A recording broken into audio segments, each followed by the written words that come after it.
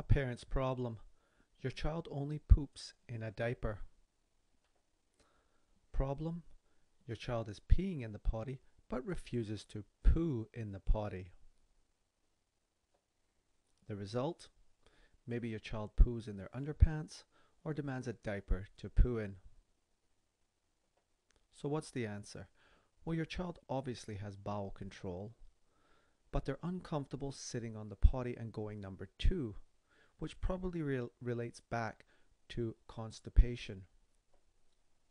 Sometime in the past, when your child was potty training, they took a hard poo in the toilet or the potty, and they think it's related to sitting on the potty and not their diet at the time. So why do they like to poo in the diaper? Well, a diaper brings your child comfort and allows them to stand in a private place and bear down when they're ready to toilet. So how do you get your child to poo in the potty? Well, first of all, you need a plan of action. Talk to your child about pooing in the potty, but not when they need to go poo. Ask why they don't like to poo in the potty. Do this when you're having maybe at the end of a story or when things are good and happy between you, and exchange secrets.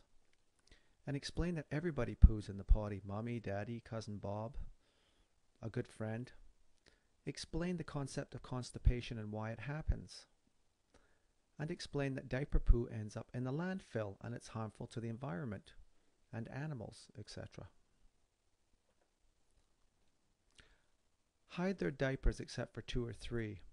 Show your child the 2 or 3 diapers that are left and tell them they need to learn to poo in the potty. And remember, keep the conversation light. Remind them that you're there to help him or her. And if after a day or 2 it turns out they're not ready, then just act like you found another diaper to buy a little more time. Don't create urgency and don't create pressure. Check their diaper and make sure that they're producing soft poo before you transition them to the potty or the toilet. You don't want them to take another hard poo. And pay attention to what you're feeding your child. Provide lots of stool softening foods such as whole grain breads and cereals, fiber-rich fruit and vegetables, and plenty of water to wash it all down. And limit the food binders that make the poo hard. Things like too much apple or too much chocolate.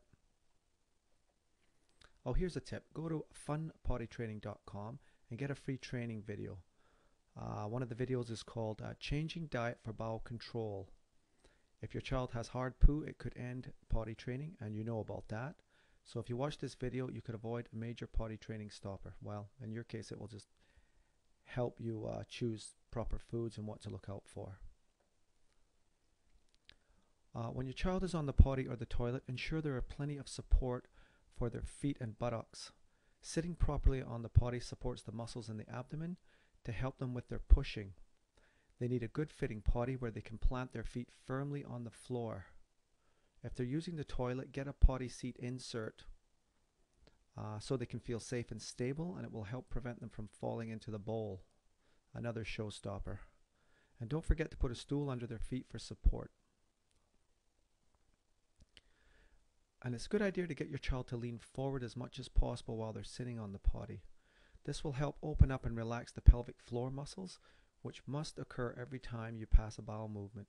And it's nice if they can put their head in your lap and you can rub their back. They like that too. That helps them. Pooing in underpants or a diaper. What we're saying here is your child's gotten into a bad habit or a bad routine. So when they need to go number 2, they go in their underpants or they demand a diaper and you give it to them. You're creating a cycle that goes around and around. They need a poo, they go in their underpants, or you give them a diaper. So what's the solution to a bad routine?